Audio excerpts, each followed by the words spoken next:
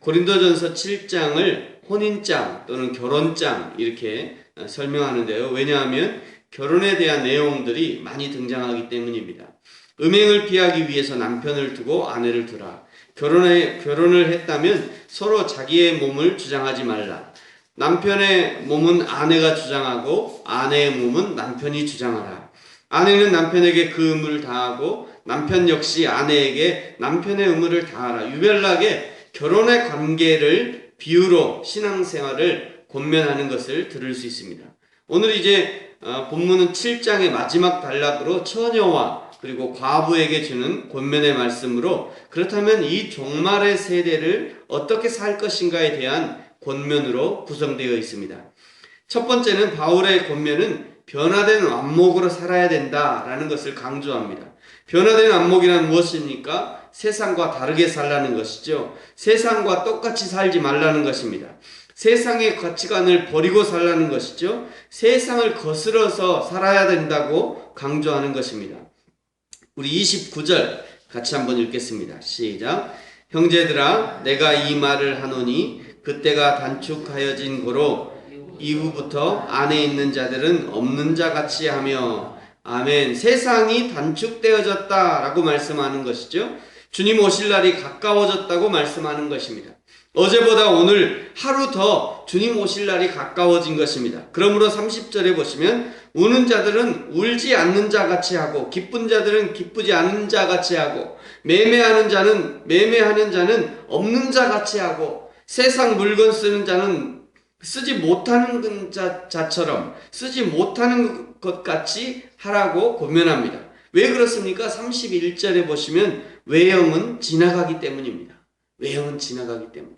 사랑하는 성도 여러분, 오늘 세상에 어떻게 보여질까를 고민하지 마시고 변화된 안목으로 세상을 보고 주님의 마음으로 사람들을 대하고 주님의 빈 마음, 주님의 낮아진 마음, 하늘의 보호자를 버리신 주님의 마음으로 자신과 세상과 영혼들을 대하는 저와 여러분이 되어지길 소망합니다. 세상은 변화합니다. 그러나 진리는 변치 않습니다.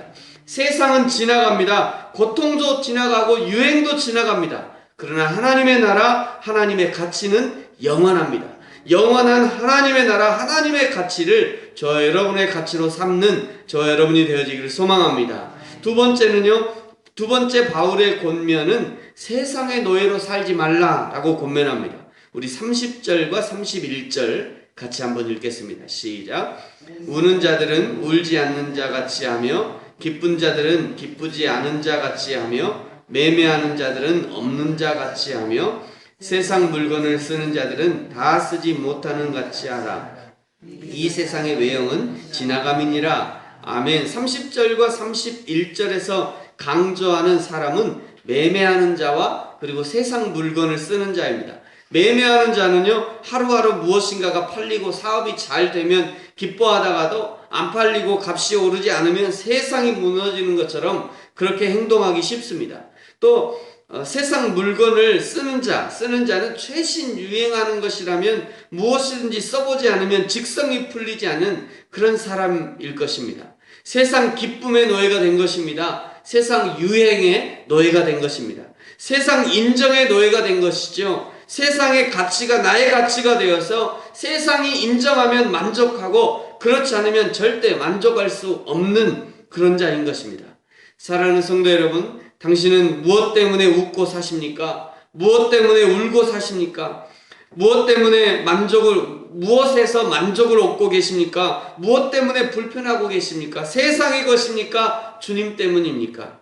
주님이 만족한다고 말씀하시면 나는 만족할 줄 아는 믿음의 사람이 되기 원하고요. 주님이 기뻐하시면 비록 나는 기쁘지 않다 해도 주님 때문에 기뻐하고, 주님의 마음이 불편하시다면 나는 아무리 만족한다 해도 주님이 불편하시는 그것 때문에 나는 불편하게 느끼는 진정으로 주님의 마음을 소유한 저와 여러분이 되기를 소망합니다.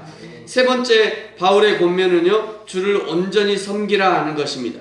32절을 보시면요, 장가 가지 않은 자는 어찌하여 주를 기쁘시게 할까 염려하고요, 장가 간 자는 어찌하여야 아내를 기쁘게 할까 염려한다고 말씀합니다. 34절에 보시면요. 그러나 시집 가지 않은 자와 처녀는 주의 일을 염려하여 몸과 영을 다 거룩하게 하려 하지만 시집 간 자는 어찌하여 남편을 기쁘게 할까 염려한다고 말씀합니다. 우리 35절은 같이 한번 읽겠습니다. 시작. 내가 이것을 말함은 너희의 유익을 위함이요 너희에게 올무를 넣으려 함이 아니니 오직 너희로 하여금 이치에 합당하게 하여 흐트러짐이 없이 주를 섬기게 하려 함이라. 아멘. 계속해서 이제 반복적으로 등장하는 단어는 주의 일을 염려하여, 세상 일을 염려하여 라는 단어이죠. 한마디로 말하자면 세상에 무엇인가 얽매인 것이 있다면 그것 때문에 주님을 온전히 섬길 수 없게 된다는 것이죠. 그 중에 예를 드는 것이 이제 장가가고 시집가는 일인 것입니다. 바울이 이것을 예로 드는 것은 올무를 놓으려 하는 것이 아니다 말씀합니다. 시집을 가고 장가를 가야 합니다. 그러나 중요한 것은 그것 때문에 마음이 흐트러져서 주님을 온전히 섬기지 못하는 것이 큰 문제라는 것을 말씀하는 것입니다. 장가를 가셨다면 최선으로 아내를 기쁘게 해드리십시오. 그러나 아내를 기쁘게 하는 것 때문에 주님의 일을 소홀히 해서는 안 되는 것입니다. 시집을 가셨다면 최선으로 남편을 기쁘게 해드리십시오. 그러나 남편을 기쁘게 하는 것 때문에 주님의 일을 소홀히 해서는 안 된다는 것을 말씀하는 것입니다. 이제 교회에 나오지 못하는 어떤 분들은 본인이 교회를 나가면 우리 영감이 불편하기 때문에 우리 남편이 주일날 교회 가는 것을 불편하기 때문에 자기가 교회를 못 나오는 이런 부분도 있고, 또 어떤 분들은 자기 남편의 뭘 해야 되기 때문에 주일을 섬기지 못하는 그런, 또는 어떤 분들은 아내의 어떤 부분 때문에 주일을 못 오는 그런 경우들이 있는 거죠. 이제 그것을 얘기하는 것입니다. 하나님을 기쁘시게 하는 것이 먼저 우선돼야 된다는 것을 이제 말씀하고 있는 거예요. 그렇다고 해서 이제 아프신 분을 놓고 그냥 올 수는 없는 거죠. 이제 그런 부분을 얘기하는 것이 아니라 그 다른 부분을 얘기하는 것이죠. 사랑하는 성도 여러분, 여러분은 주님을 잘 섬기고 계십니까? 주님을 기쁘시게 하는 삶을 살고 계십니까? 또는 주님의 몸된 교회를 잘 섬기고 계십니까?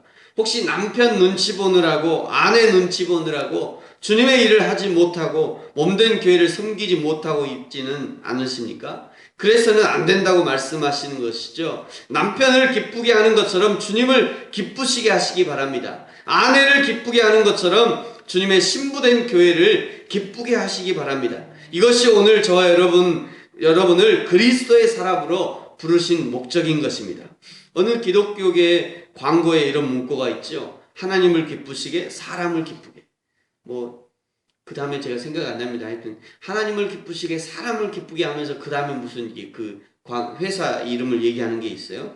저와 여러분의 삶이 먼저 하나님을 기쁘시게 하는 삶이 되어지기를 소망합니다. 그리고 우리가 만나는 모든 사람을 주님의 이름으로 축복하고 내 안에 있는 신령한 기쁨을 나눠주는, 복음을 전하는 저와 여러분의 삶이 되어지기를 예수님의 이름으로 축복합니다. 기도하겠습니다.